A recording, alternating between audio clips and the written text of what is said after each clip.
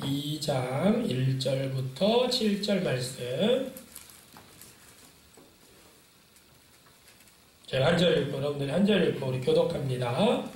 디모데전서 2장 1절부터 7절입니다. 그러므로 내가 첫째로 권하노니 모든 사람을 위하여 간구와 기도와 도고와 감사를 하되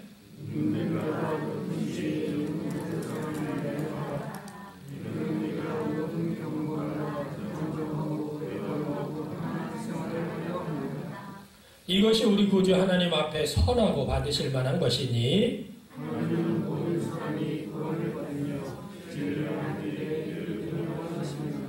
하나님은 한 분이시요 또 하나님과 사람 사이의 중보자도 한 분이시니 그 사람이신 그리스도 예수라.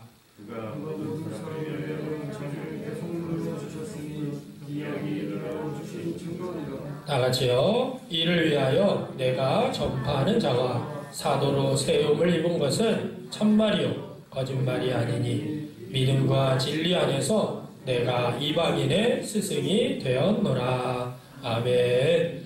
할렐루야. 오늘도 하나님의 은혜와 복이 우리 모든 성도님들과 가정에 풍성하기를 간절히 축원합니다. 자, 오늘은 우리 옆사람과 이렇게 한번 인사해 보겠습니다. 매일 기적을 이루는 삶을 살겠습니다. 네, 여러분들의 삶 속에 매일 기적이 일어나는 귀한 일들이 있기를 간절히 축원합니다. 우리가 어느덧 10월의 끝자락에 머물렀습니다. 다음 주일은 우리가 추수감사절이고 우리가 지금까지 준비해왔던 그런 태신자를 또 초청하는 날이고 또 하나님 앞에 영광의 축제를 올려드리는 날입니다. 우리가 일반적인 감사뿐만 아니라 우리가 정말 기도했던 우리 태신자들을 초청해서 영혼 열매를 올려드리는 시간이 되었으면 좋겠어요. 한 사람이 영혼이 돌아올 때 하늘에서는 잔치가 벌어진다고 하는데 우리가 다음 주에는 정말 하늘잔치도 벌어지고 우리 교회에서 잔치도 벌어지는 그런 시간이 되기를 간절히 바랍니다. 자, 오늘 우리 함께 읽었던 디모데전서는 사도 바울이 에베소에서 목회자로 사역하는 영적인 아들 디모데에게 보낸 첫 번째 서신이 바로 디모데전서입니다. 특별히 앞에 1장에서는 에베소 교회의 어떤 대외적인 현안이었던 이단에 대한 경계, 또 이단을 척결하고 정통 교리를 수호할 목회자의 자세, 이거를 1장에서 디모데전서 1장에서 다루었다고 한다면 오늘 본문 2장에서부터는 이 대내적인 교회 안에적인 현안입니다. 교회 안에서 있었던 분열이라든가 또 무질서한 것을 바로 잡기 위해서 목회 지침을 기록해 놓은 것이 바로 오늘 여러분들과 함께 읽었던 내용인데요. 자, 오늘 말씀을 통해서 우리가 이번 감사로 이루는 10월의 기적의 전체적인 주제였던 매일 감사, 매일 기도, 매일 전도, 우리가 이것을 우리 함께 좀 정리하면서 다음 주 우리 추수감사절을 또 준비할 수 있는 시간이 되셨으면 좋겠습니다. 자, 첫 번째는 오늘 1절부터 3절은요, 먼저 매일 기도의 기적에 대해서 얘기를 하고 있어요. 자, 매일 기도를 실천하는 건 우리에게 너무나 중요합니다. 여러분들 매일 기도하고 계시죠? 우리가, 네, 답이 없으신 거 보니까 기도 안 하시나요? 매일 기도하고 계시죠? 기도 안 하는 분들은 그리스도인들이 아닌데 매일 기도를 하게 돼 있어요, 우리는. 어떠한든지 간에. 운전을 할 때도 기도하고, 밥 먹기 전에도 기도하고, 또 시간을 내서 기도하고, 하나님과의 깊은 골방의 기도를 하고, 교회 안에서 새벽 기도하고, 우리가 매일 기도하게 돼 있습니다. 우리가 기도하지 않는 그리스도인들은 없어요. 오히려 우리 그리스도인들은 매일 기도하고 있어요. 근데 우리가 기도만 하면 안 되고, 그 기도 가운데 뭐예요? 하나님의 기적을 경험하셔야 돼요. 그래서 여러분들이 이번 우리가 한 달 동안 매일 기도의 기적 우리가 함께 은혜를 나눴는데 오늘 본문에서는 우리 신앙생활하면서 우리에게 기도도 중요한데 오늘 본문에서는 사도 바울이 교회 공동체 안에서 목회자와 성도들 간에 아주 중요한 첫 번째 권고가 뭐냐면 기도에 대해서 이야기를 하고 있어요. 그래서 오늘 1절 상반절에 보면 그러므로 내가 첫째로 권하노니 라고 표현하고 있는데 이 첫째라는 것은 시간의 우선순위라기보다 아주 중요한 중요성이 우선순위입니다. 그래서 가장 중요한 게 뭐냐? 디모데에게 목회를 하는데 가장 중요한 게 뭐냐? 바로 기도라는 것이에요. 그래서 우리가 교회도 마찬가지입니다. 우리가 교회 사역도 아주 중요한 게 뭐예요? 기도가 중요해요. 그래서 우리 교회도 사실 교회의 모든 일은 뭡니까? 기도로서 시작하고 기도로서 진행하고 기도로서 끝맺는 것, 이것이 바로 교회가 아주 중요한 사역 가운데 해야 될 그런 내용이라는 거죠. 자, 그렇게 기도하되 어떻게 기도해야 되느냐를 오늘 본문에서 1절 하반절에서 설명하고 있어요.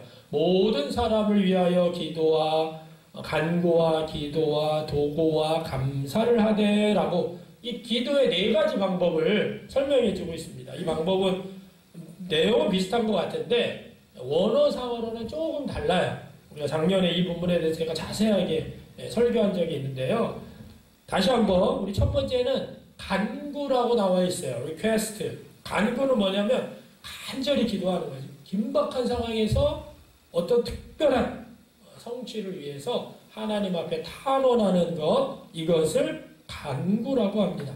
그래서 이 간구라는 원래 원어의 의미는 원하다, 필요로 하다, 간청하다라는 이 동사에서 유래한 단어가 간구입니다.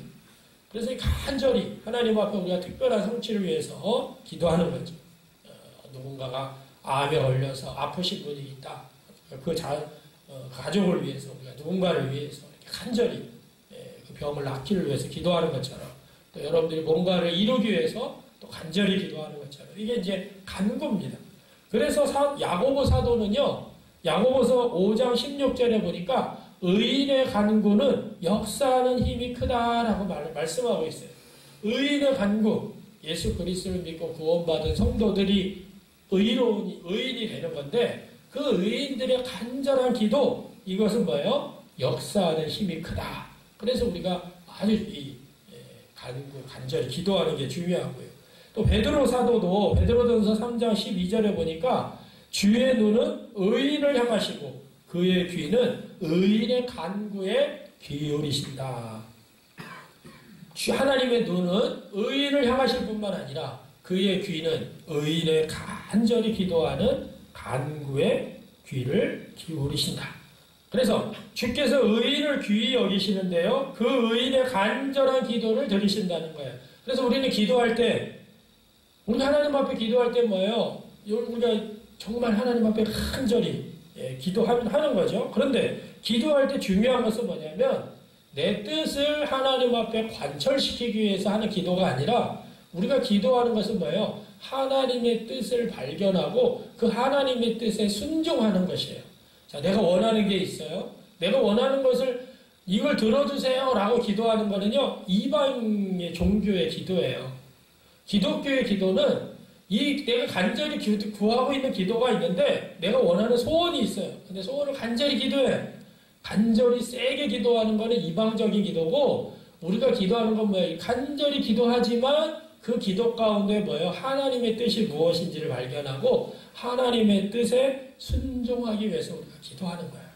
그래서 아주 중요합니다. 그래서 기도는 뭐냐면 삶에서 하나님을 생각하고 하나님과 동행하고 하나님과 대화하는 것이에요. 그래서 어느 일정한 장소에서 모여서 내가 하나님 앞에 기도해서 끝! 이게 아니라 내가 하는 기도가 내 삶 속에서 끊임없이 내 생활 속에서 하나님을 생각하고, 하나님 내가 이런 걸 원해요. 내가 이런 걸 기도합니다. 그러나 아버지의 뜻대로, 내 뜻이 아니라 아버지의 뜻대로 해주십시오. 이러면서 뭐예요? 하나님의 뜻에 순종할 준비가 되어 있는 것. 이게 바로 간절한 기도, 간구를 뜻합니다. 자, 두 번째 기도는 prayer. 우리가 잘 알고 있는 기도, 이겁니다. 기도는 뭐예요? 하나님을 향한 모든 경건한 아뢰임을 뜻하는 것이 바로 기도예요. 그래서 여러분들이 그냥 하나님 앞에 하나님하고 이렇게 아뢰는 것. 그래서 앞에 있는 간구와도 밀접한 연관이 있지만, 우리가 평상시에 여러분들 하나님 앞에 기도하는 모든 아뢰는 것이 내용이 기도, 프레이어다. 그런데 이 기도라는 원어를 보면요, 또 다른 뜻이 있는데, 그 다른 번역은 뭐냐면 예배로도 번역이 돼요. 이 기도, 여기서 나온 기도라는 의미가 예배로도 번역이 됩니다. 그래서 결국에는 뭐냐면 이 성경적인 의미의 기도는 뭐냐? 우리의 창조주 하나님을 예배하면서, 경배하면서, 높이면서 영적인 행위를 의미하는 것이기 때문에, 그래서 참된 기도는 뭐냐면 하나님을 향한 예배가 바로 참된 기도라는 것입니다.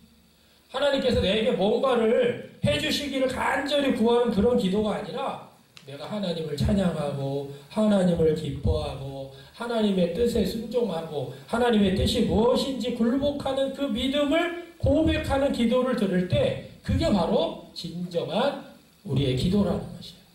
이것을 오늘 바울이 디모데에게 이야기하는 중요한 두 번째 기도입니다. 자, 세 번째 기도는 뭐냐면 도고예요. 도고.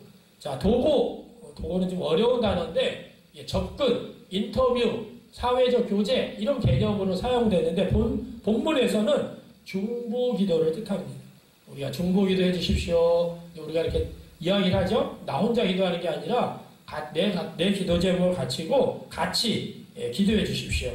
왜 그러냐면 여기에서 이 중재자는 오직 예수 그리스도 한 분밖에 안 계세요. 우리의 역할을 해주시는 거예요. 그래서 우리가 예수님 앞에 함께 기도하는 것이 바로 도고 중보다.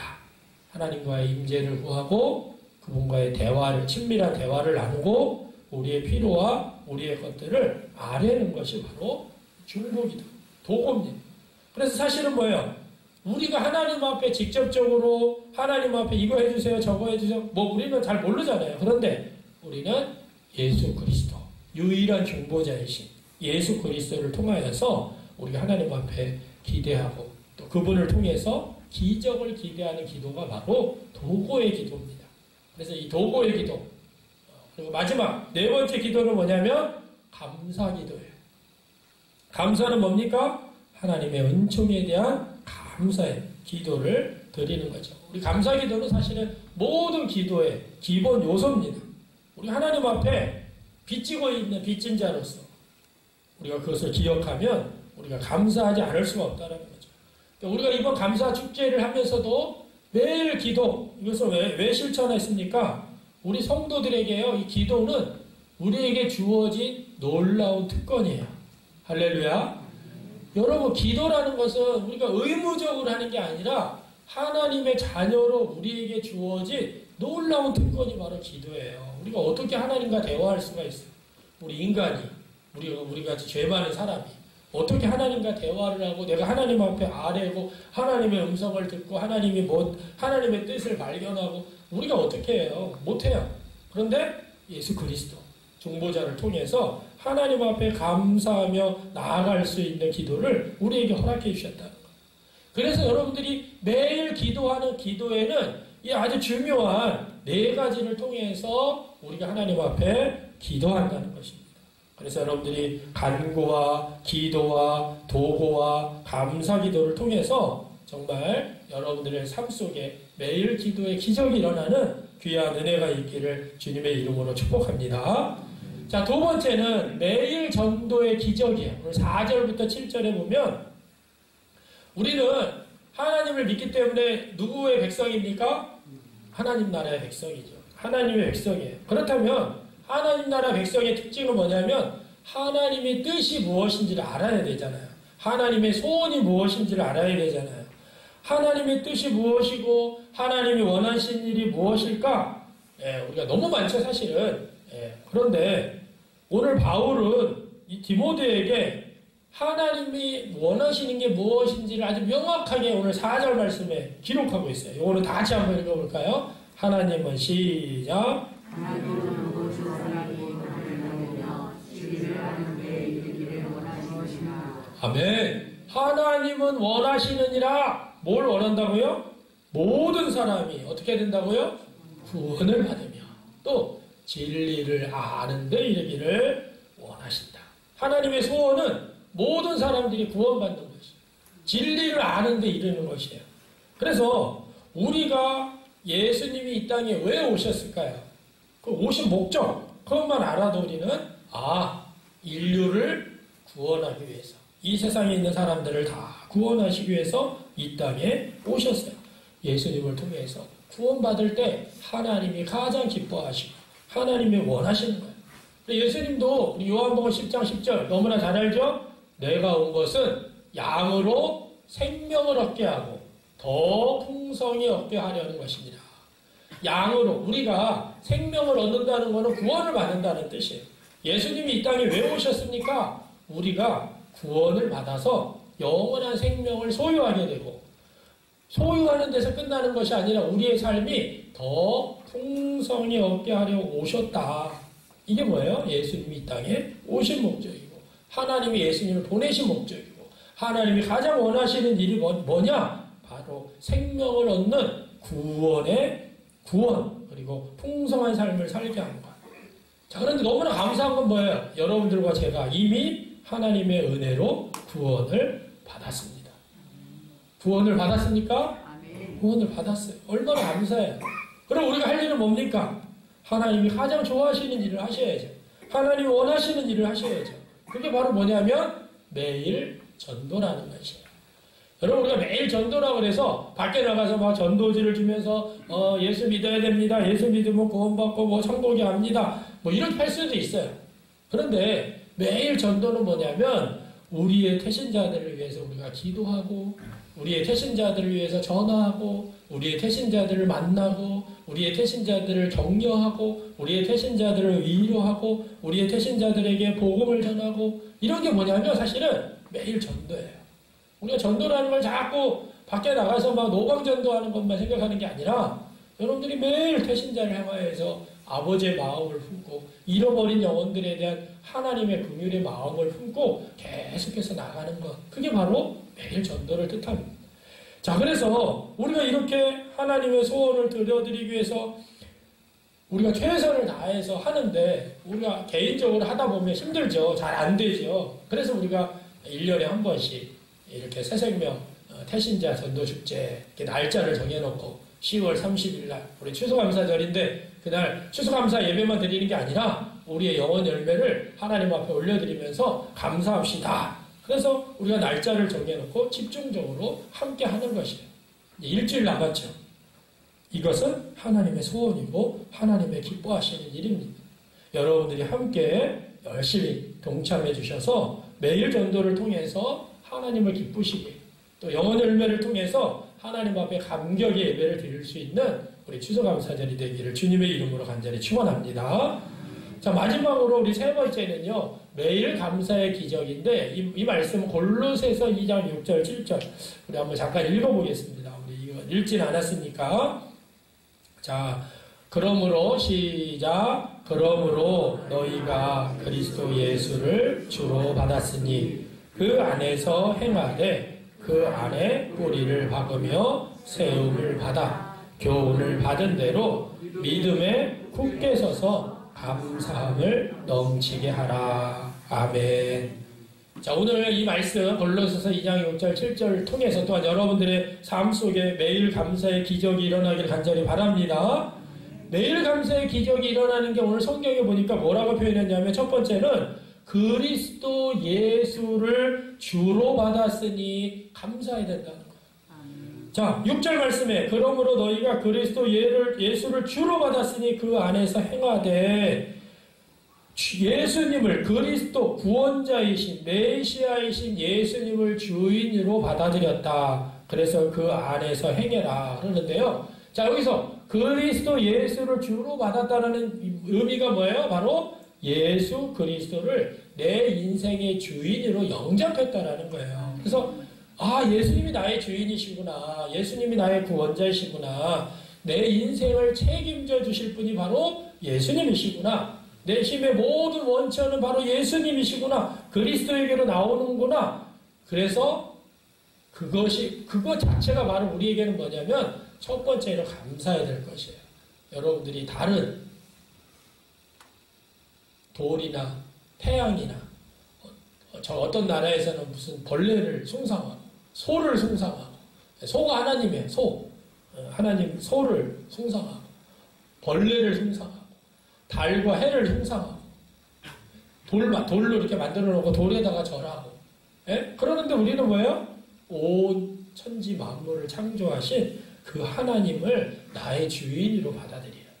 이것이 바로 우리가 첫 번째 감사해야 될 이유라는 것이에요. 여러분, 우리가 믿음 생활을 하다 보면 믿지 않는 사람들과의 차이점이 눈에 확 나타나는 게 뭐냐면 지난주에 말씀드렸던 것처럼 표정이에요. 표정. 예수 믿고 구원받은 사람들은요, 표정이 달라지거든요. 믿지 않는 사람과 믿는 사람의 표정이 진짜 확연히 달라요. 죽을 때도 달라요. 왜? 하나님 나라 소망이 있으니까 달라요. 근데 또 다른 게 뭐냐면 우리들의 일상적인 삶은 동일한데 예수 믿고 구원받은 사람들이요, 그 일상적인 삶 속에서 감사가 넘쳐나는 거예요. 믿음의 사람들은. 예수 믿는 사람들의 특징이 바로 뭐예요? 똑같은 생활이고 똑같은 환경인데 거기에서 뭐냐면 감사가 이루어져요. 매일매일 감사가. 왜? 일단은 내가 구원받았으니까. 가장 중요한 게 뭐예요? 내가 재물도 없고 뭐 아무것도 다 없어요. 근데 내가 첫 번째로 가장 하나님 앞에 감사할 건 뭐예요? 내가 예수님을 나의 주인으로 받아들여서 구원받은 하나님의 자녀가 됐으니 구원의 감격에서 다른 일상적인 내용들이 다 감사가 넘치는 거예요. 우리 강선아 집사님이 왜 나만 겪는 고난이냐고 찬양하시기 전에 온유가 교통사고 났는데 그게 감사할 게 뭐가 있어요? 교통사고 났는데 재수 없어가지고 교통사고 났는데 이게 일반적인 믿지 않는 사람들의 모습이에요. 근데 뭐예요? 그 가운데서도 하나님이 지켜주셨어요. 많이 안 다치게 하시고 또 잘 회복하게 하시고 여기다 보니까 막 그냥 감사, 우리 온유에 대한 감사도 막 쓰셔가지고 여기다 막 감사 붙여놓으셨더라고요. 여러분, 우리가 기독교에 나가 믿지 않는 사람들이 이런 거예요. 아유, 재수가 없어가지고 말이야. 사모 나서 말이야. 그게 세상적인 거예요. 그러나 우리 예수 믿는 사람은 구원의 은혜에 감사하니 구원의 감격에서 우리의 일상에서 감사들이 넘쳐나는 것이 감사가 찾아지는 거죠. 그래서 나를 구원해 주신 구원의 은혜, 구원의 감격에서 솟아나는 감사가 항상 충만하면요, 우리는 뭐예요? 어떤 상황에서도 감사할 수 있다는 거예요. 여러분, 바울 사도는 채찍질을 당하고 감옥에 갇혀 있는데도요, 감옥에서 감사와 찬양을 올려드렸어요. 여러분, 하박국 선지자는 무화과의 열매가 없고 외양간에 송아지가 없고 양이 없고 무슨 말이에요? 아무것도 내가 가진 게 없다는 거예요. 그럼에도 불구하고 여호와로 말미암아 하나님으로 말미암아 내가 기뻐한다. 감사의 고백을 올려드리고 있어요. 여러분, 그래서 우리가 성경 속에 믿음의 인물들은요, 어떠한 상황에도 감사했습니다. 왜 그랬을까요? 구원의 은혜, 구원의 감격에서 솟아나는 감사가 있었기 때문에 그렇다는 거예요. 자, 그러면 여러분들은 어떻습니까? 나는 어때요? 여러분들을 지금 힘들게 하는 것들이 있습니까? 낙심되게 하는 것들이 있어요? 누군가를 원망하고 또 불평을 만들어내고 있는 무엇이 있습니까? 그것을 바라보기 전에 먼저 내가 구원의 은혜에 동참해 있다. 예수를 나의 주인으로 받아들였다라고 하는 구원의 감격과는 비교할 수가 없다라는 거예요. 여러분들이 구원의 감격보다 더 대단할 수가 없습니다. 여러분들이 하나님의 자녀가 되었다는 것, 하나님 나라 백성이 되었다는 것, 오히려 여러분들이 그 모든 상황과 환경 속에서 구원의 은혜에, 구원의 감격에 먼저 하나님 앞에 감사할 수 있는 여러분과 제가 되길 바랍니다. 그러면요, 우리는 매일 삶 속에서 감사의 기적이 일어날 수가 있습니다. 자, 두 번째, 매일 감사의 기적을 경험하려면 어떻게 되느냐. 오늘 7절 전반절에 보니까 믿음에 굳게 서서 감사해야 된다고 이야기하고 있습니다. 우리 한번 읽어볼까요? 그 안에 뿌리를 시작. 그 안에 뿌리를 받으며 시험을 받아 교훈을 받은 대로 믿음에 굳게 서서. 아멘. 여러분, 우리가 구원의 은혜가 있고 구원의 감격이 있고 와, 내가 하나님의 자녀가 됐군요, 하나님 나라 백성이 됐군요, 그러는데요, 우리의 상황과 현실은 그렇지 않아요.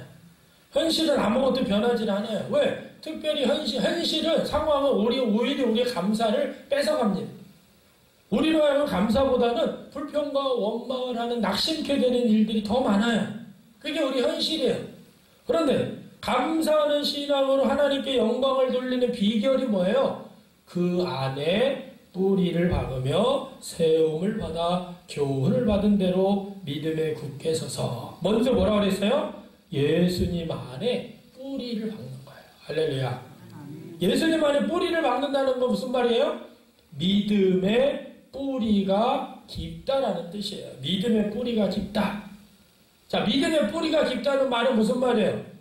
감사를 하며 사는 것이 뿌리를 깊이 내리는 것이고, 그 감사의 뿌리가 깊으면서 많은 열매를 맺고 생명과 은혜가 넘치게 된다는 것입니다.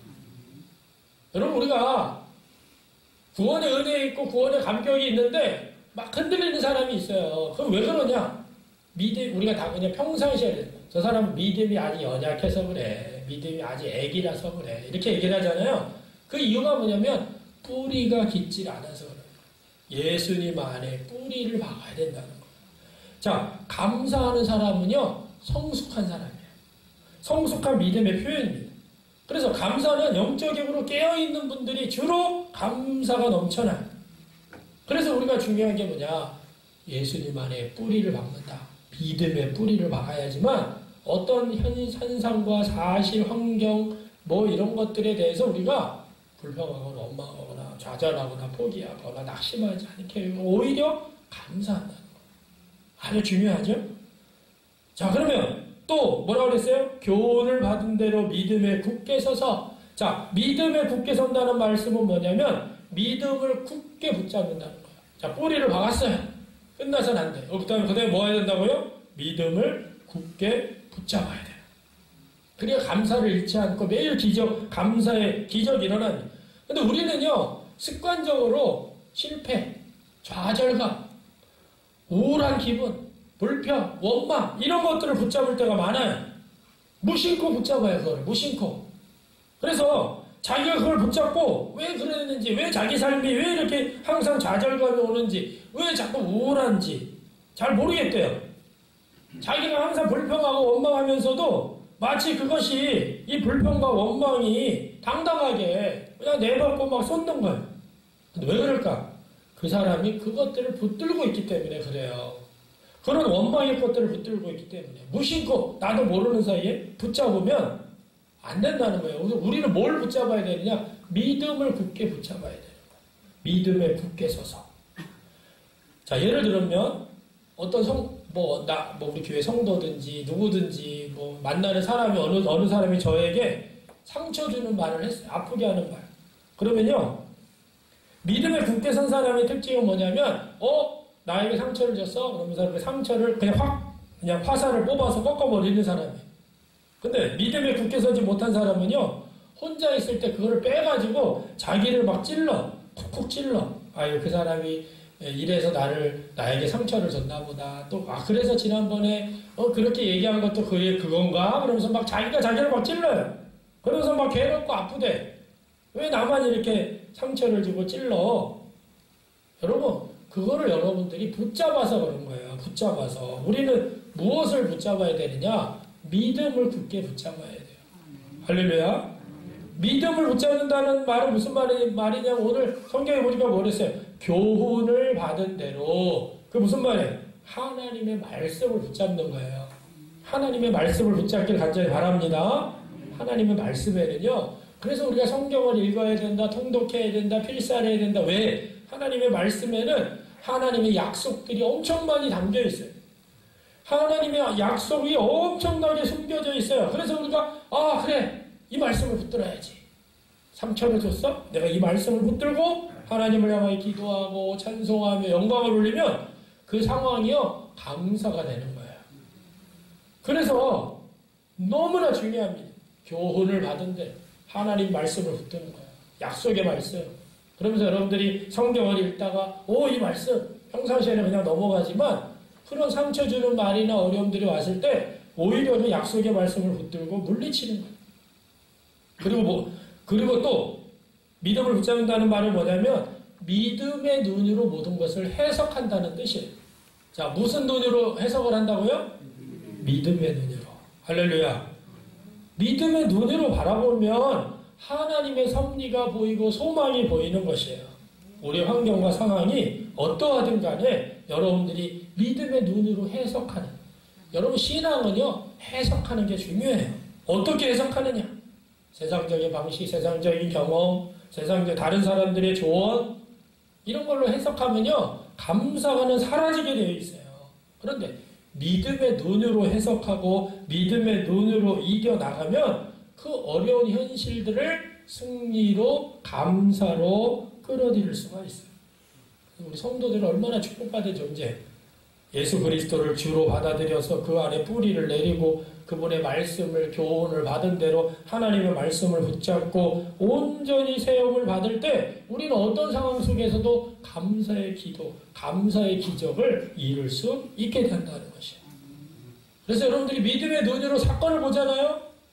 그러면요, 어떤 사람은 재수 없어가지고 이런 일들이 일어났어. 세상 사람은 그러지만 하나님께서 나를 또 깨닫게 하시는구나. 나를 주님 앞에 돌아오게 하시는구나. 그래서 믿음의 눈으로 믿음 안에 있으면 사건을 보고 사물을 바라보는 시각과 생각이 달라질 수밖에 없어요. 어떤 순간에도 오히려 감사하게 해석을 합니다. 그래서 믿음을 끝까지 지키고 감사의 삶을 살아가게 되는 것이에요.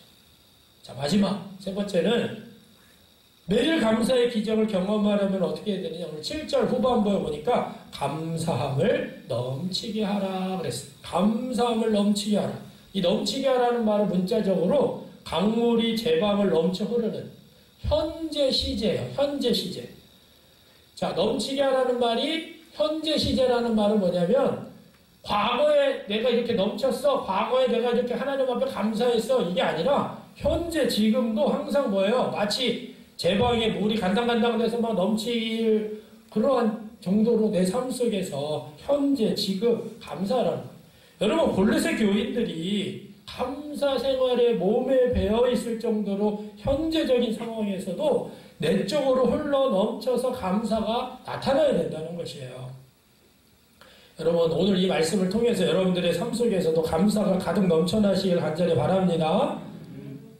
너무나 중요한 게 뭐냐면 여러분 우리가 아무리 고난을 얘기하고 힘든 상황을 얘기하고 현실을 얘기하지만 지금 골로새 교인들은요 가진 박해와 핍박과 예수 믿는 것, 이 믿는 것으로 인한 고난과 어려움을 당한 사람들이 골로새 교인들이에요. 그런데 이 골로새 교인들이 그렇게 신앙생활하기 힘들고 어려운 외롭고 지칠 것으로 너무나 고통스럽고 있는데 왜 바울이 하필이면 그런 극심한 고난 속에 있는 이 초대교회 성도들에게 골로새 교인들에게 감사가 넘치게 하라 이렇게 말씀하셨을까? 우리보다 사실은 골로새 교인들은요 더 어렵고 불리한 상황입니다. 신앙생활하기 너무 힘든 상황이에요. 그런데 감사가 넘쳐나게 하라. 왜 그렇게 하셨을까? 여러분 왜 그렇게 하라고 하셨을까요?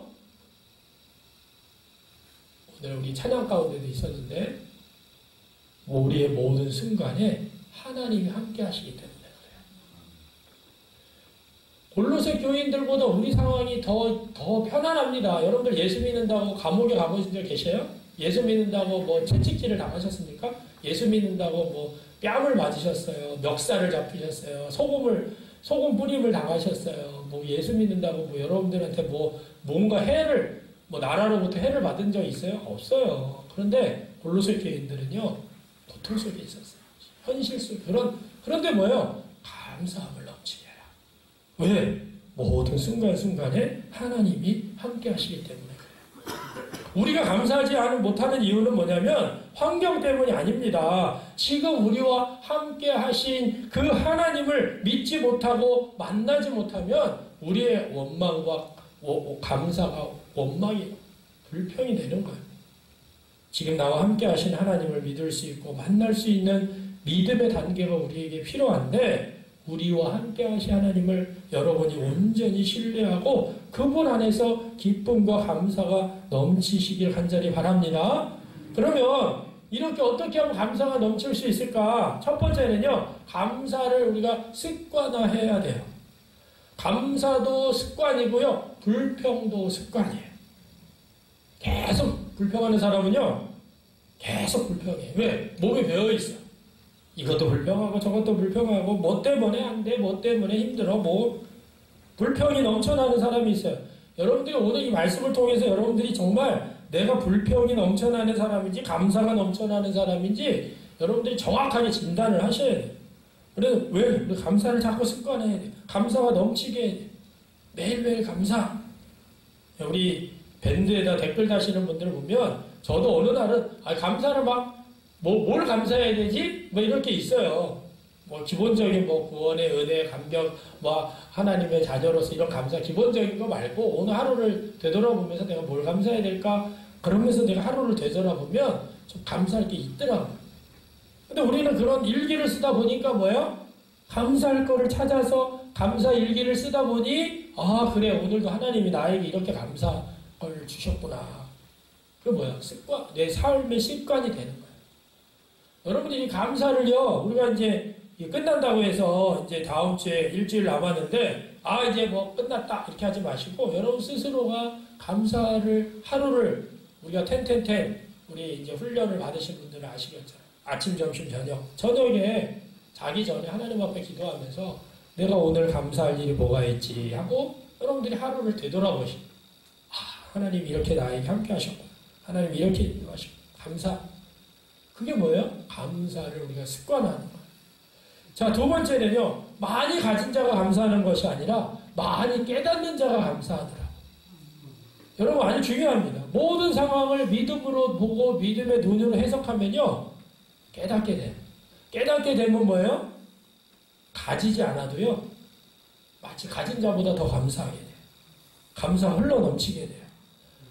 중요합니다. 불평하면 불행이 평생 따라오고, 원망하면 원 없이 망하고, 감사하면 감격해서 사는 사람이 된다고 합니다. 제가 만들어낸 말은 아닌데, 누군가가 너무나 멋있는 말이 있어서 제가 인용을 하는 거예요. 자, 불평하면 어떻게 된다고요? 불평, 불행이 평생 따라오는 거예요. 원망하면 원 없이 망합니다. 감사하면 어떻게 돼요? 감격해서 사는 사람이 된다는 것이에요. 자, 오늘 이 말씀을 붙들고 우리 모든 성도님들께서 예수 그리스도로 뿌리를 깊게 내리고 여러분들의 감사가 흘러 넘쳐서 감사 체질이 되시기를 축복합니다.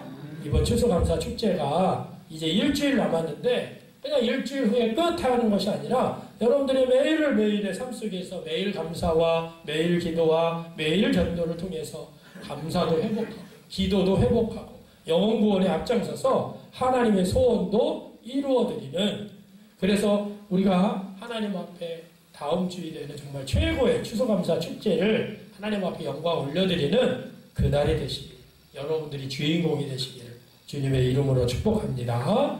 이 시간 우리 잠시 기도할 텐데, 오늘 말씀을 붙들고 오늘 말씀 중에 혹시 내 모습은 혹시 말씀과 비교했을 때 나에게 깨닫게 하는 것이 무엇인지를 다시 한번 여러분들이 말씀을 통해서 하나님 제가 감사하지 못했군요. 불평했군요. 원망했군요. 기도하지 못했군요. 전도하지 못했군요. 여러분들이 있다고 한다면 이 시간에 하나님 앞에 다시 한번 제가 열심히 감사하고 기도하고 전도하겠습니다. 결단의 기도를 우리 다 같이 드리겠습니다. 기도합니다. 아버지 하나님 그렇습니다. 사랑해 주시고 또 우리에게 말씀하여 주시고 깨닫게 하시니 감사합니다. 오늘도 우리 하나님 말씀을 붙들고 나아갈 때 우리 사랑하는 주여 당신의 모습